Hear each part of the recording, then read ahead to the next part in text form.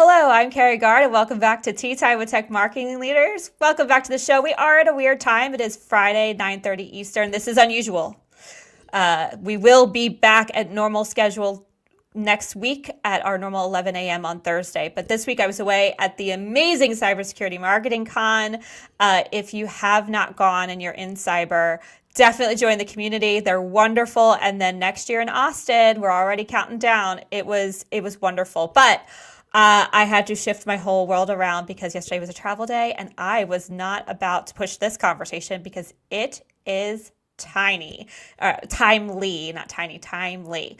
Before I get into it, let me introduce our guest today.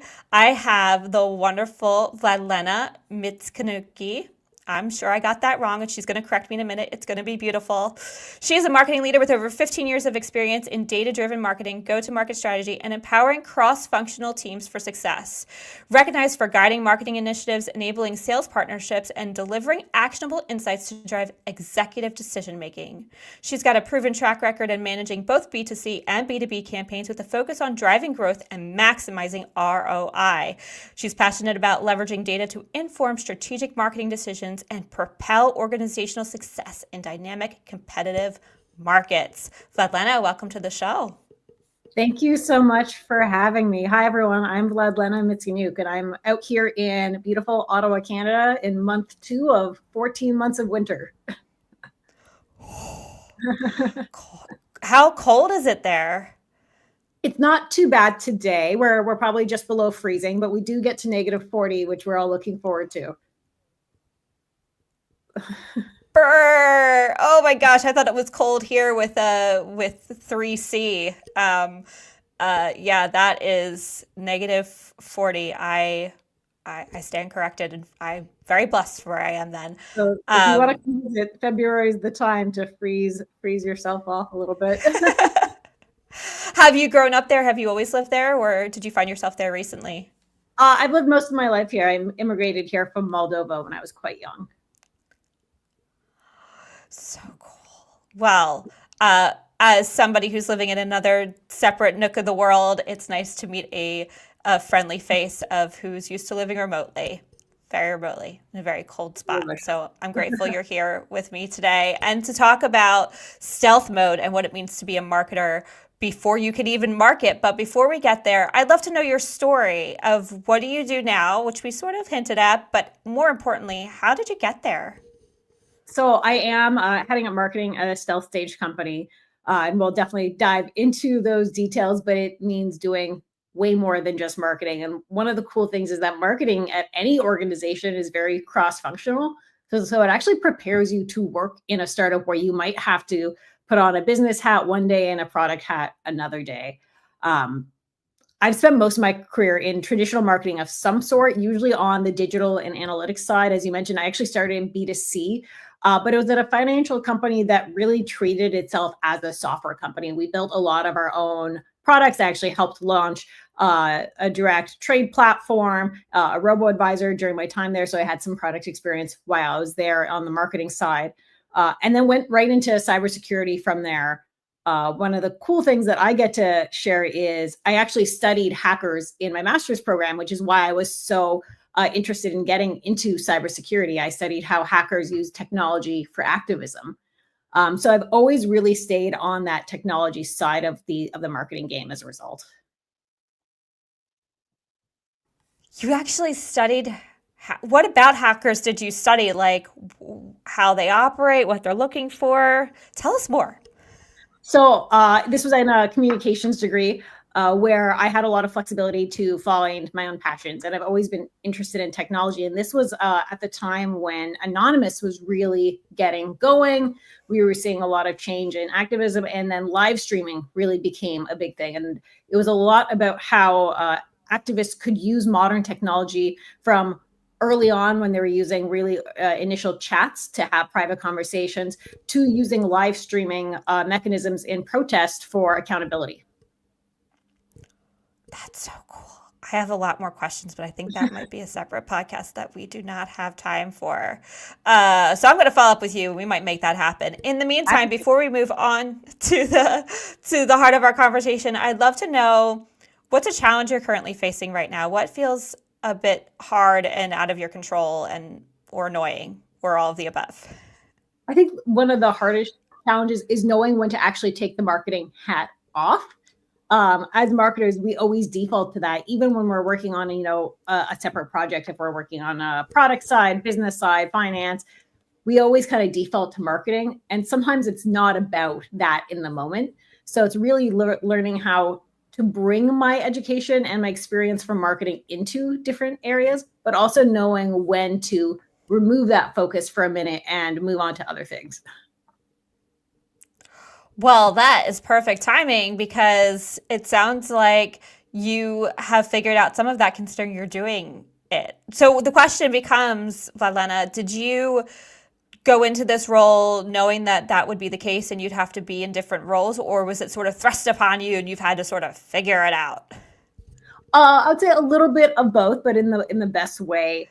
I came into this role in large part because I do have a lot of subject matter expertise in the solutions we're building from my time, both as a marketer, but as well as marketing to cybersecurity and developers and really understanding that cohort. So I came in expecting to work very, very closely with product and engineering.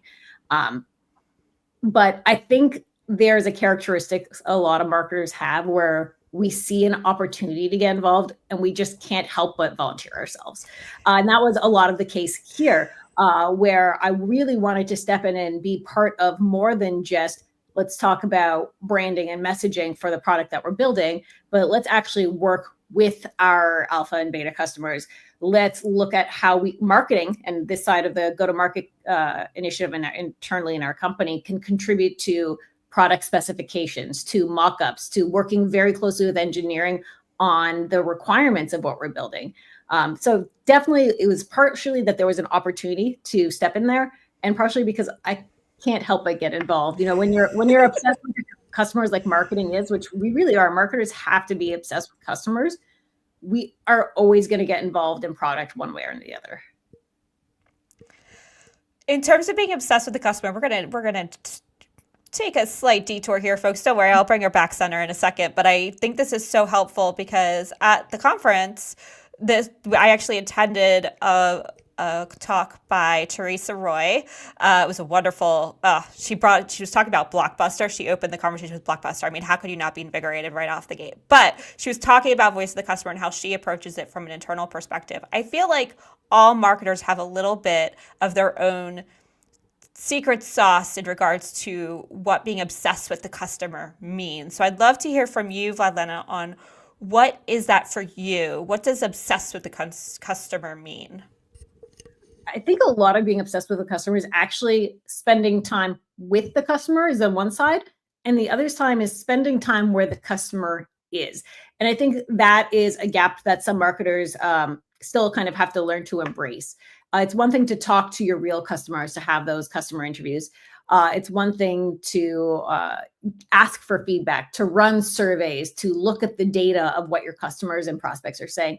It's another thing to go to events and not just sit at a trade show booth, but actually go and sit in at the sessions. A great example I often give is at a previous company I was at that was a very, very technical company, well beyond my skill set, marketing to API and platform engineers. I was taking Kubernetes courses on the weekends. It's really about more than just asking who the customer is and more about kind of that ethnographic research of spending time in the communities with your customer. I love that. I think the actual spending of the time sort of gets lost. We sort of pretend we know what the customer wants without actually asking the customer. So I love what you're saying in terms of ways to spend time with the customer, and then way to go above and beyond. I don't hear this often. I've been doing this podcast for over 5 years. I can probably count on my right hand how many people have actually said that they have taken courses in regards to what their customers do. So hats off to you for being part of that very small elite group. It is no small feat to wrap your head around developers. My husband is a developer, and I remember several times getting out a whiteboard and being like, okay, I need you to explain how containers work for me, please. I give it to me. And so he would just sit down and give me a lesson and similar Kubernetes and containers and things like that. So it's so helpful to have a grasp, and hats off to you for actually going above and beyond Call of Duty on the weekends. Back to where we were headed with our conversation in relation to all the hats you have to wear in working with more of a stealth startup and not being able to actually market yet. I do want to know, in terms of getting ready to market, right? What are you thinking about? You don't have a product that's ready, obvious, I'm assuming. But I also probably feel like there's probably some things you sort of need to put in the building blocks, so to speak, of what this would look like when you are ready to go to market. It's actually quite a fun opportunity. Not a lot of marketers get to come into a company that doesn't already have your brand and your vision and your message and your personas defined. Usually you're handed those. It's like you're given a little book of, here's the building blocks. We figured them out for you. Now you can go run marketing. Whereas in this case, it's all about really identifying the building blocks that we need to have really early. So some of the very early work we did was doing that traditional definition of what is our ICP, who are our personas, what is the maturity model of the technology they use, where do we fit in, what is the right time for us, all the way down to messaging. We do, when you're working with early customers, whether it's design partners or beta customers, you have an opportunity to test messaging in a really isolated, risk-free way, which is very unique. You're not just putting something on a billboard and hoping that it resonates. So we are really able to kind of iterate early on our messaging. And then as our product evolves and shifts, we can challenge ourselves at every moment of, does the messaging still align with the direction we're going the product? So it's this unique approach where we actually have to be very agile with how we're looking at it. We can plan messaging, we can plan branding, but we're continuously iterating as the product evolves. So it's almost like marketing gets to follow along with product into the go-to-market motion versus the traditional where you arrive, there's a product ready, and you're layering marketing on top of it. It becomes much more of a cohesive campaign to build the product and the marketing together. I imagine it's a blessing and a curse. Right? A blessing because you do get to build with them, but a curse in the sense of how much you have to pivot. Do you find that you have to change your direction or your messaging or the work, like almost redoing your work over and over again every time there's an aha moment with product? I like to not think about redoing it. I like to think about it as an evolution. And it's funny, I think you and I had a discussion about how a lot of these startup mentalities are transitioning to enterprises. But I am actually seeing more and more enterprises looking to be more agile with their messaging, looking to be more agile with the products and their suite. So I think marketers, even outside of a pre-product startup, are now experiencing this. Well, last quarter we had this product and we were marketing to this audience, but this quarter we're shifting quite drastically. And I think that's becoming the norm, the scale at which we can learn, optimize, tweak our messaging, but also the scale at which companies are building product means I think every marketer has to be ready that today we're selling one thing to one person, tomorrow might be another. And you can always take learnings from where you started to bring them into where you need to go. I think this is really key because I feel like it's a delicate balancing act. As we know with marketing, especially to a complex audience of a bunch of skeptics who don't believe in what we do and they only interact with it because they absolutely have to.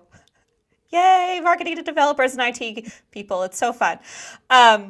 We know that it takes a lot of time, right, to build up that trust and to have that relationship with them and that they're not going to buy with us out of the gate. So in terms of that pivoting, and I love what you're saying about more of an iteration approach, how do you internally keep your team iterating without feeling like you're constantly pivoting? Because when you pivot, you sort of lose some of that momentum that you had towards the other thing. I think one thing is you can pivot a lot and you can pivot your product, but there ideally is a core vision that you're building upon. And often that's about solving a sort of problem for a sort of person. Your product and the offering and the feature set and what you launch and when might change. But if you're focused on, we're trying to solve this problem for this person, that keeps everybody focused and in line on working towards the same thing. And it's not uncommon. You see startups pivot, you see enterprises pivot. You know, we saw major rebrands with Jaguar recently.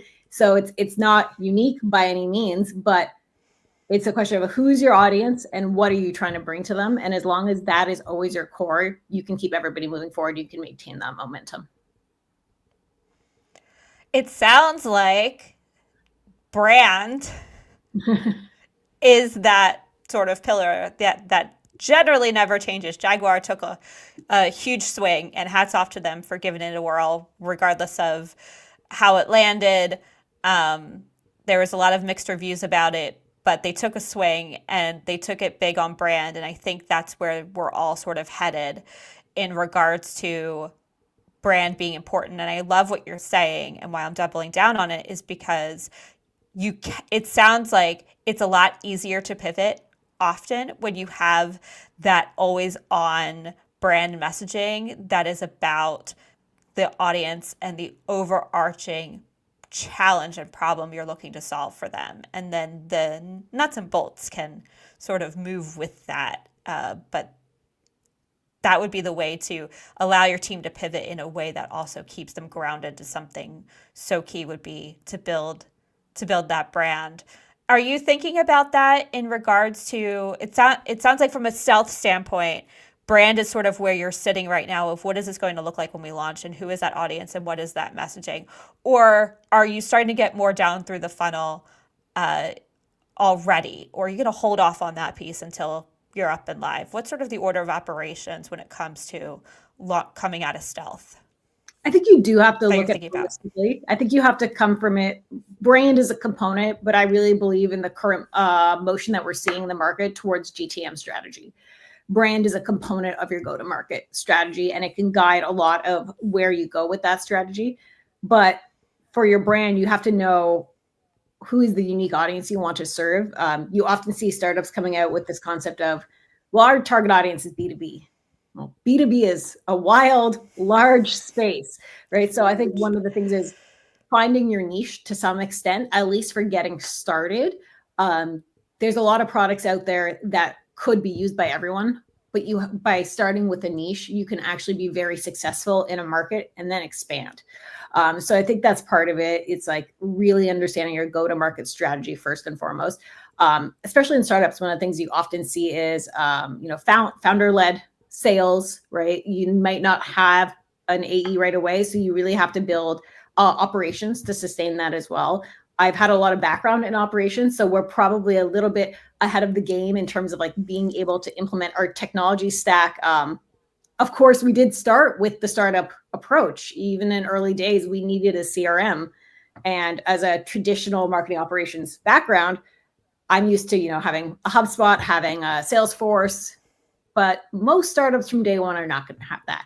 Does that mean you don't have a CRM? No. So either you go and you pick a less expensive SaaS platform if you have budget. But even for myself, for the very first days, I looked at the tools we already had. And I think that's something even enterprises are challenging marketers to do. It's like, what tools do you already have and how can you be creative with them? So for us early on, we were using Notion for product documentation, for general company documentation. I looked at, well, Notion has database functionality. A CRM is a database. Why can't I build a mini CRM into Notion? It's a tool we already have, right? So you can build a content table, you can build a leads table, you can associate those tables, you can build account tables, you can create, now they even have an AI layer. So I think that's a lot of what marketing at early stages as well. It's what can I do with what I have? What can I do with things I don't have? That's fascinating. Notion is so valuable. It's also sort of overwhelming to me. It doesn't feel as intuitive to me as a marketer, but I can understand from a dev standpoint why that might work for them. So it's interesting to me that, I feel like we go to our go-to tools because we feel like we can work faster if we know how the tool works. So how did you use Notion before, or was this brand new to you? I had used Notion lightly. I've had it at a few organizations, but usually it was more of like an internal communications hub. I do think that I had a thesis about 10 years ago that all marketers would be technology first marketers. I don't think we've gotten there yet, but I do think we're still moving in that direction where more marketers are able to pick up the tool stack. And it's actually kind of a similar concept to what you're seeing right now with how SDRs are transitioning. There's that fancy new title we're seeing of go-to-market engineers. But all it is saying SDRs who do research using a marketing ops, sales ops tech stack that they directly have access to, right? They're using Clay, they're using Perplexity, they're creating their own workflows, they're creating their own automations.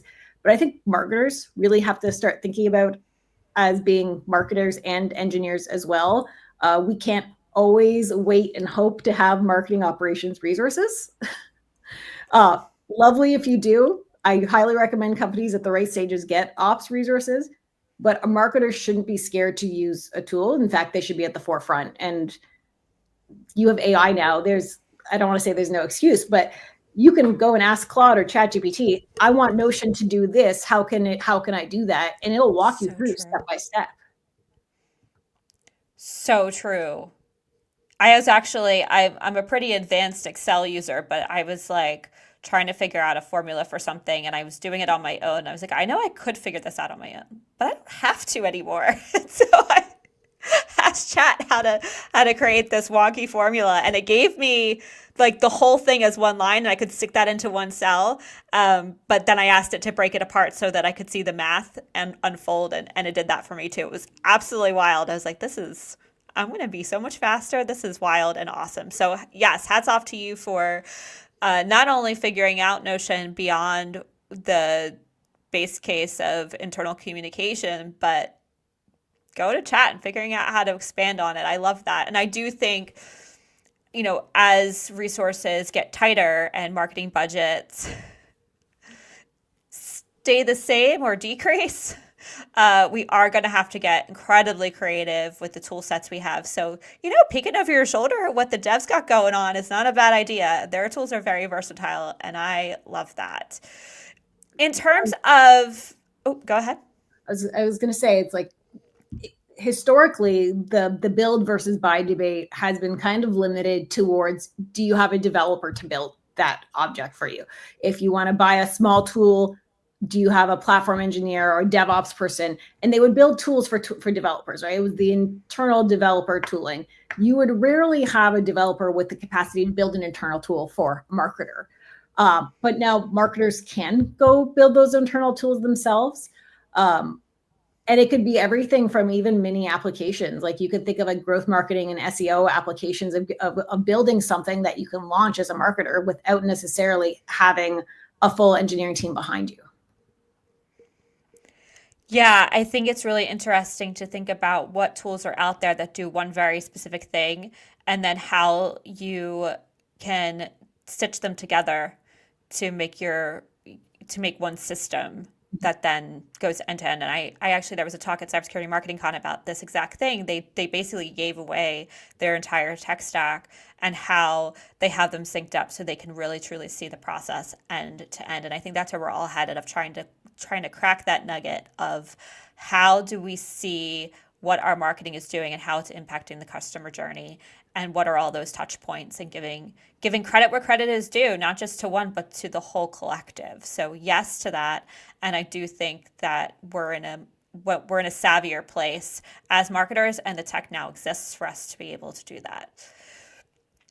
In terms of the hats you wear, we've been talking about our sort of that go-to-market strategy, and I want to pull that apart a little bit further. But before we keep heading down that rabbit hole, I'd love to understand more of what impact you've had within your organization pre-stealth mode that's outside of marketing. How has your marketing skills transcended just that GTM motion? So a lot of it has been on the product side. It's taking my knowledge of customers and messaging. And a lot of it is even marketing the test criteria, right? When you want to bring beta customers, you still have to pitch them. If you want, theoretically, if you were want to have investors, you would still have to pitch them. So those pitch materials actually do apply to more than just selling the product. Sometimes you're selling your company in a different way that you need to kind of bring to light. The other is just kind of internal product discussions, working day to day with engineers. A lot of marketers have more of that experience than they realize and that they can bring to the table in a product role. If you've worked with web engineers, if you've worked with marketing operations, a lot about it is taking that request you have, that concept, that vision, and translating it and working with an engineer in terms of like how to implement it and making sure that translation happens. And that's actually why I think marketers are some of the best people at using AIs, because we're so used to taking this theoretical out there concept that somebody has and drilling it down to a documented vision that we can write down on a piece of paper and then ask somebody to go do something with it. So I think a lot of that is like translating that subject matter expertise and those visions from kind of like our conceptual phases into what an engineer would go and build. That almost sounds like a PM on the product side. That's fascinating. I mean, that's really what they do, right? They figure out what the audience needs and what features need to happen, and then they work with engineers to bring those features to life in a way that meets the customer's expectations of usability. So, yeah, so definitely wearing the PM hat a little bit. Yes. Yes, but how much easier is it going to be to actually sell the product having done that? Yeah, when you're involved at this stage, it makes a world of a difference. Not only because you're passionate about what you've built, but because you really understand why people were asking you to build it. Because one of the things we did early on, actually, as on the marketing side, we could argue GTM side, is we probably interviewed 50 plus people in our target audience, and really kind of built like a day in the life of their pain points of what we're trying to solve. What tools are they using? When are they using them? When are they running into gaps? And those customer interviews pre-product are just invaluable. And making sure you have the right balance of a breadth of perspectives while not over rotating. I think one of the things you see a lot of startups do is they have a singular massive beta customer and they build the ideal product. But then what you end up with is customer fit, not product market fit. So finding that balance of having perspectives you can bring in, getting that customer fit, but making sure that customer fit is representative of a wider market. How do you ensure that? Is that getting a variety of potential customers into that flow, or is it getting the customer feedback, building, and then getting the product into the hands of new potential customers? How are you sort of approaching? How are you doing that? That sounds awesome, and I want people to be able to go do it. So I think there's actually a few different levels of variety that you need. One is actually just personality. Take your target ICP, your target persona. There's very different personalities. Somebody selling me a marketing operations tool might be very different than somebody selling somebody else a marketing operations tool. So in your personas, you almost have to think there's a target persona, but there's different personalities within those personas. And making sure you actually challenge yourself. Who is the person who's been in that role for 25 years and knows how to do it? It might be less accepting of change. Who's that person who's been in that role recently, but is passionate and is using all the latest, newest things? How do their perspectives differ on the solution that you're offering? I think that's one thing, is just that differentiating experience, personality, perspective. The other is going to be actually market size, right? Early startups tend to have a different perspective of like quickly using a new tool and iterating than people at traditional enterprises. And the third is verticals. Even if you have a target vertical for your initial go-to-market strategy, you should still test your product in other verticals if it's applicable. If your product is a complete vertical product, that's a different story. But if you just chosen a market that you think you'll have more legroom in, that doesn't mean you only test in that market. Go and ask friends in other markets. If you're testing a creative design tool, don't just ask the designers, right? Ask the marketers who might use it. Ask the people at financial companies. Ask the people at creative agencies. Because sometimes you'll get little tidbits of information that only come from that differentiating opinion. But when you bring it back to your target audience, say, hey, I heard this. Your target audience is like, oh yeah, I felt that way too, but maybe they just didn't communicate it at that time.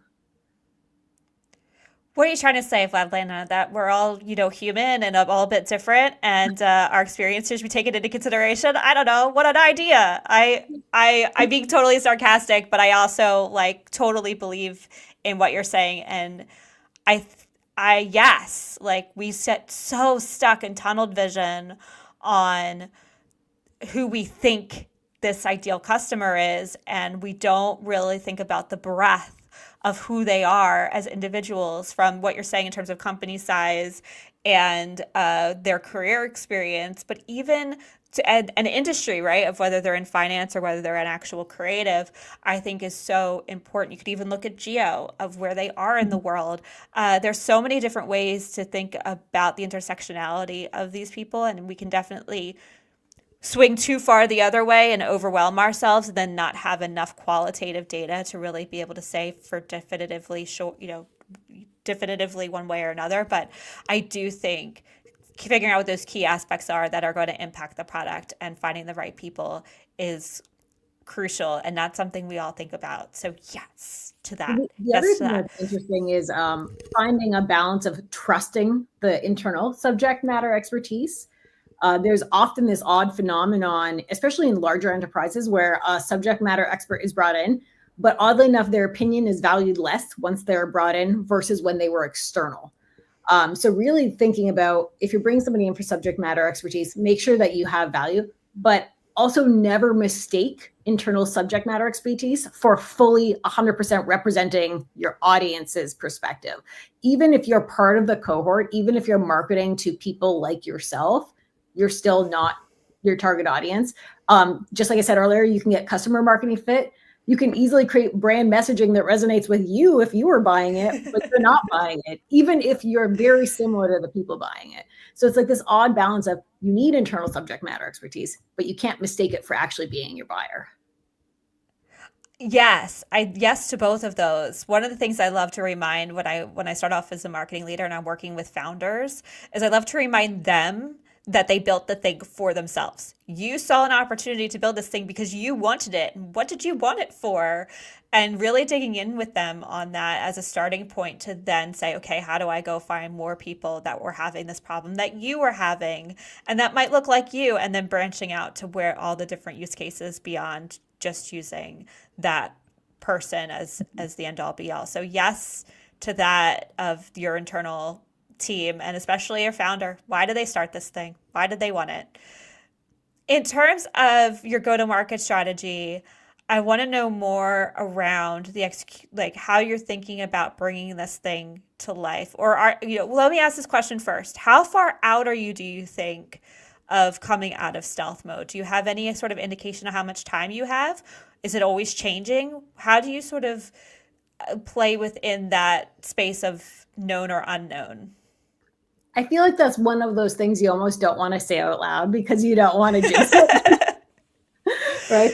Yes, It's so yes. many times in companies, like, it's actually pretty common, especially in enterprises, where marketing's like, go, go, go. We have to launch our January 1st campaign. The product's coming out, and marketing is always so ready. And then January 1st comes out and you're like, okay, well, the alpha test for the product gave us some feedback. We're going to push it out 3 months, right? So it's like, I've learned as a marketer to just always assume that a date is flexible. And I think that's made the startup life a lot easier, is to learn that very, very early on in my career. But you always want to treat it like it's tomorrow. And I think that's the balance that marketers are in. I don't want to say it's an unfair circumstance, but it is a unique circumstance where we have to be ready to be completely flexible, but we also have to be ready to be told, go tomorrow. It's often, we joke about, we call it the hurry up and wait dilemma. Yeah, so okay, let's assume that maybe, but hopefully not, because that's terrifying, that you were told that you're going live. I'm not going to say tomorrow because it's December. Let's say January 2nd. Let's give you a week and a day here to like think this through. But are you ready, and sort of what is your initial, strategy as it stands today, knowing that tomorrow's another day and it could be totally different? But as you're thinking about the product today, and as you're thinking about going to market with this, what sort of we talked about the building blocks of the brand and the more nurture piece, but what do you have today, and how are you thinking about bringing that to life? I think because we established brand early on, that is a piece that evolves, but you can always lean on what you have today. And one of the things with brand that's interesting is there's always a temptation to hold off because it's like, it's not perfect. We're not there yet. Is it right? Is it not right? Did we do enough testing? But at the end of the day, it doesn't matter how perfect it is. You're going to launch it today. In a year, you're going to redo it. And 6 months after that, you're going to come up with a campaign that takes over your entire brand messaging anyways. So I think part of it is not holding on too dearly on the final product. It's not, are you ready? It's what is ready, and you go with what is ready, right? So whether that's, you can always have in your back pocket a soft launch where you have a website and you some collateral and you go, you could do the full marketing campaign launch. Like we'll see, I personally have done a lot of big campaigns for product launches and for companies for branding, from billboards to airport buyouts. But it's not about having the right set. In that circumstances, what do I have? How do I make that work? And I think marketers are really good at taking that and putting together a working campaign. I'll never forget a role I joined at one point. It was from day one, and it was, our annual biggest conference is in 2 weeks. You have to launch advertising today. And at first, that was my reaction at first. I was like, today's day one. We need ads today. The event's in 2 weeks. But halfway through the day, I was like, well, let's do what do we have? Let's use what we have. Let's not over rotate on how would I usually do this? Well, usually I would have 3 months notice and I would have a design team and I would do this. Stop thinking about what you would usually have and think about what can I do with what I have today? And I think that is how you launch a lot of companies. Is if we're ready to launch, you go. You don't, last thing you want is marketing to hold off a launch. I'd love to know if you could just finish the story out for us on that campaign you did where you only had 2 weeks to get people at this event. What was the execution on that? What did you have and what did you run with? So the one thing that was good is we had a very good customer base for that event. So we already had a good volume of people. I was on the digital side at the time. So one of the things is I never like to wait. If there's a backlog in design, I'm going to create a bad design and get the designer to spend 5 minutes fixing it rather than waiting 2 days for them to start from scratch. That is actually some That's a great idea. approach I often take is I'll do a bad version of something to get us started. Because if that even cuts 10% of the time or creates some momentum, there's an interesting reaction when people see somebody do something they know they can do better, they're going to jump on it. But in that case, I was like, what do we have? Well, we had a website for the event. So, okay, so we have enough imagery, we have enough information. Within, I think, a day, I was like, okay, I can get LinkedIn ads live. I know our target market. We have enough collateral. LinkedIn ads, I can throw into Canva and put something together. Search is text. I can go do search. And I can only imagine how much easier that would have been if I had AI. If I could have just thrown that website into ChatGPT and said, hey, give me some guidance, or even better, my favorite right now, I'm pretty obsessed with Claude, because you can give it some materials. Here's a couple images. Here's a text. Create an ad for me. It'll write React code and actually create the image of the ad for you. Right? Create a landing page. Go write the code for you, right? And it does it live in front of you. So this ability to mock things up, iterate, create things fast, launching that campaign in a couple of days like I did last time would have been 1,000 times easier. And I do think that's a bigger expectation of marketers, is to be able to say, we have an idea today, do it tomorrow. One of the biggest trends I'm seeing in B2B marketing is the speed from viral trend on, let's call it TikTok, to before there'd be a transition, go from TikTok to Instagram to Reddit. And then about a month later, B2B marketers would have the same meme on LinkedIn. Right? That was the time frame. We had a little behind. Right. Now you're seeing same day. You're seeing same day B2B marketers picking up these B2C, these generic memes and trends, and turning them out into B2B marketing same day. And I think we have to use technology to be able to keep up with that.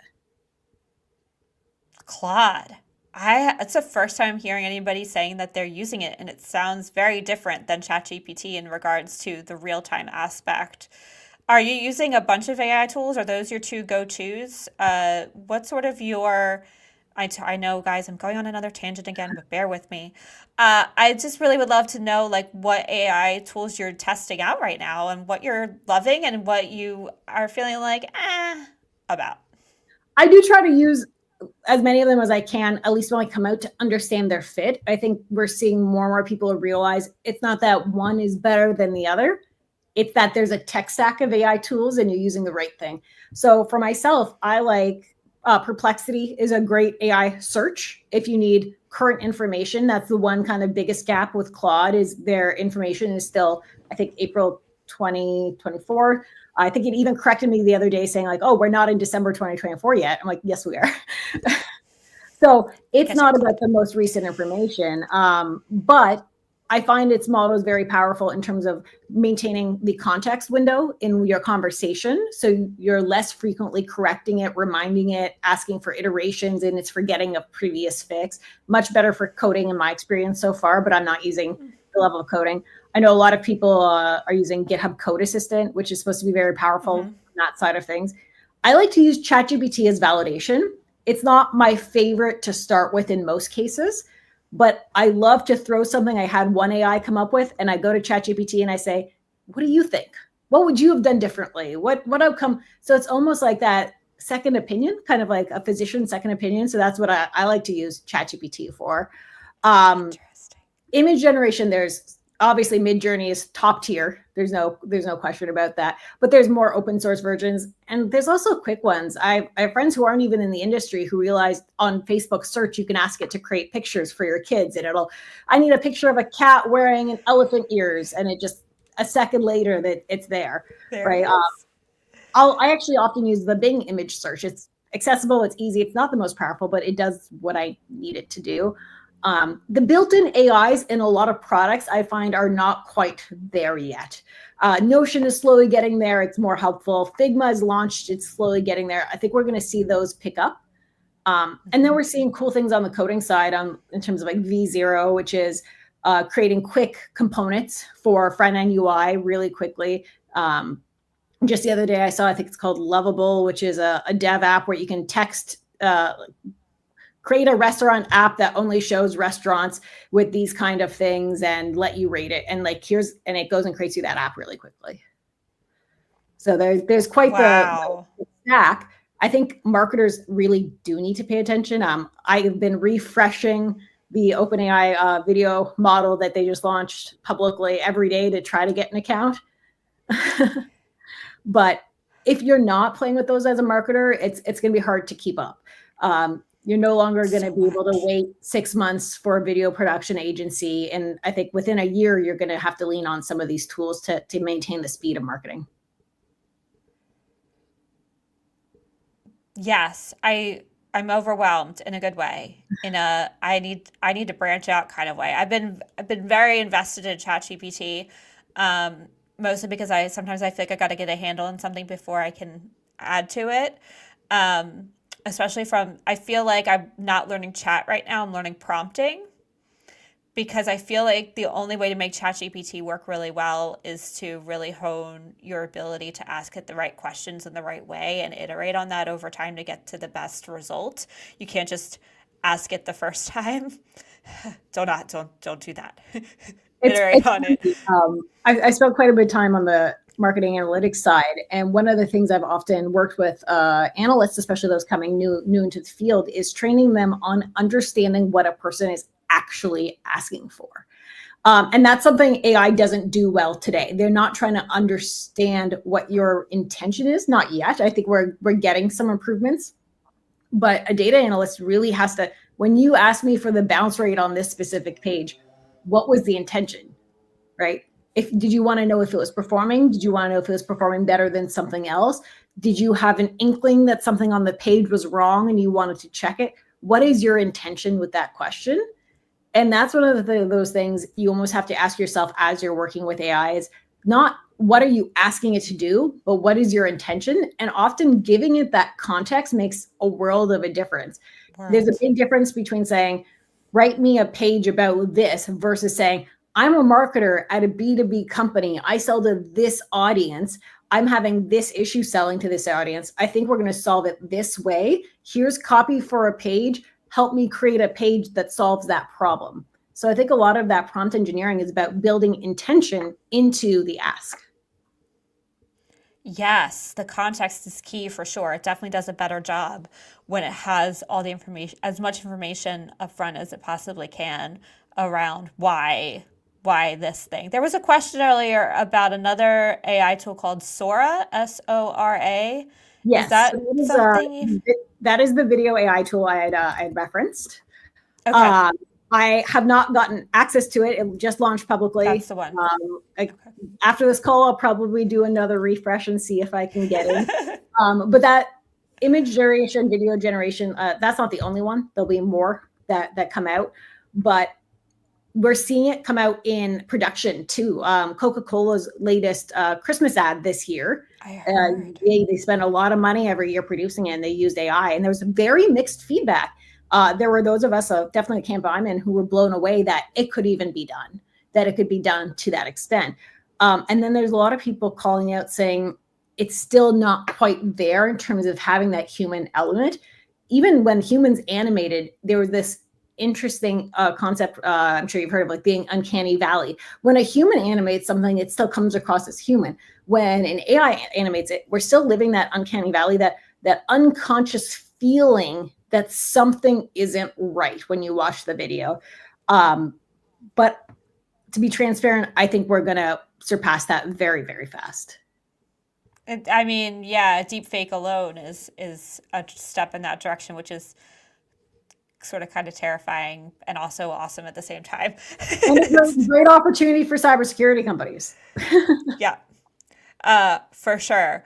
For sure. Let's close out here, Vladlena, with anything you have for the audience in regards to, I don't love advice. So if you have any experience sharing, you can do around, getting started and stepping into that stealth mode. What's like one thing you wish you knew stepping into this mode of knowing you were going to be more than a marketer?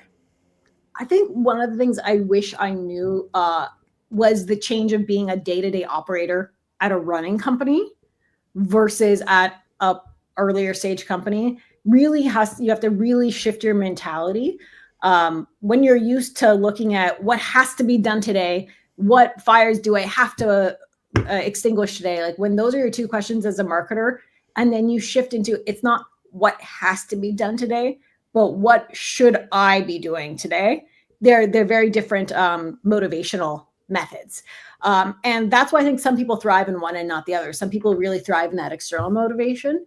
And at this stage, you really have to have a lot of internal motivation and drive to get past that. There isn't something ever in a single day you absolutely have to do because a client's waiting for it tomorrow, or it's in production and it's broken, or an email went out and a link didn't work. You're never thinking like that. So you really have to challenge yourself to be motivated on a day-to-day basis.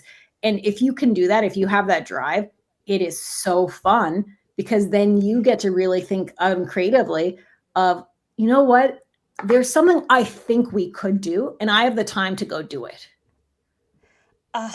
Time to go do it. What a novelty. I feel like as marketers, we tend to not be able to do anything unless our back is against the wall and things are on fire. So that is a huge mental shift. How do you stay motivated through that of feeling like, when you don't, technically you don't have all the time in the world, to the point you made earlier of needing to feel like you can launch tomorrow. But at the same time, there's probably, because of the shift in mentality, there probably is a little bit of that breathing room where it almost feels like you do have all the time in the world. So how do you stay motivated and on top of execution when it feels a little too easy to slip into this more theoretical, philosophical ideation place, like when you don't have to execute just yet, or you feel like you don't have to execute just yet because you're not live, you don't have a thing?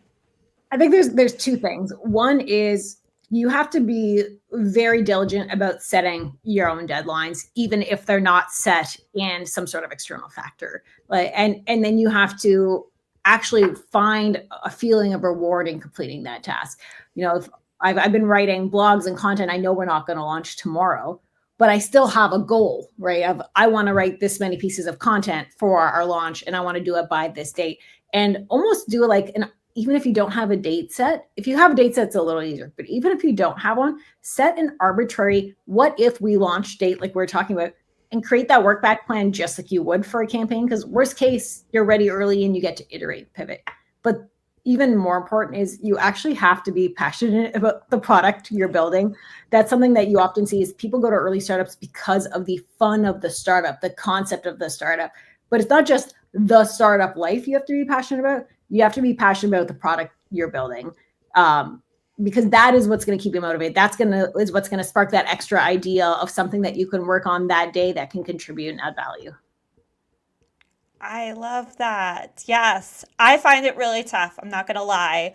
As somebody who likes to get my hands dirty and make things, I find that I do that best when I do have my back up against the wall. So I feel like I would really struggle with not having a clear deadline. So making my own. I also feel like for me, having an accountability partner would be really key, which I do at MKG.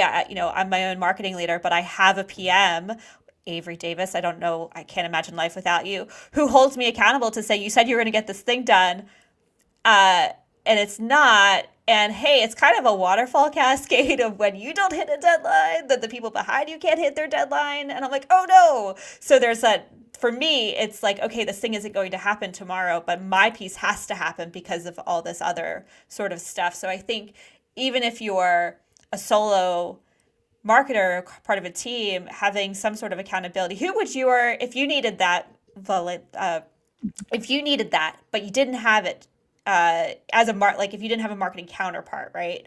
A lot of times you're a solo marketer in these situations.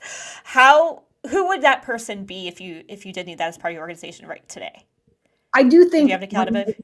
when you're this small, I think you have to be really, really in touch with the founders. And I think it's one of those, the second you communicate something that you are going to deliver to one of your founders, that in itself is an extremely high level of accountability you have to meet. They don't have to check in on it. It's just like when you communicate, I would say equal if you tell a CEO that you're going to get something done at a bigger startup or an enterprise. If you're telling your C-level leader, I'm going to do something, it is very motivating to meet that deadline. So some Yes, people even I over love that. communicate deadlines that are arbitrary, that are ones I came up for myself that don't have an extra. I'm going to do this by this date just to do it. Does it affect them if I don't do that date? Possibly not. But by communicating that I've set that date to myself to a third party, that sets that level of Yes, accountability. it does. It does. I feel like the minute you say it out loud and you tell somebody you're going to do something, then yeah, you better deliver because it Exactly. builds that trust. Because even if it doesn't matter to them today, when it does matter to them in the future, they know that they can trust you to get it done because you've already built that trust, that level of commitment and trust. I love that. I'm so grateful for this conversation. I think so many marketers are heading into that sort of fractional subject matter expert realm. And the idea of being able to join a company sooner than when they've raised money or when they've come out of, once they have the product is so it's I don't think it's going to be an opportunity that they'll always have, but to keep their eye out for that, I think is going to be a moment, an opportunity. I think there's going to be a lot of products coming out of the woodwork as we head into, with all these layoffs, right? That's sort of one of the wonderful happenstances when layoffs happen is people go build and they go create. And as marketers, we get to come along for that journey. And what better way to do it than to show up sooner than later to make it happen? So, I am a little jealous that you get to build from the ground up. I'm a little jealous that you get to set your own deadlines and create your own sort of way forward. I'm like really jealous that you get to hang out with the product team and influence that. And I'm so grateful and honored for this conversation, Vladlena. Before we close out, where can people find you? LinkedIn is definitely the best. I'm probably on 20 different Slack communities. So if you're in, marketing ops professionals or cybersecurity marketing society, I'm there as well. Yes. We have to get you out next year. It was a wonderful conference. Before we go, before we close out here, my favorite question, given the holiday season and just the fact that I feel like we all sort of need this right now of joy. What's currently, from a personal standpoint, bringing you joy, or what are you most looking forward to personally in the coming weeks and months to So bring you joy? I'm hoping I have a couple days set aside. I started a new hobby maybe about a year ago or so.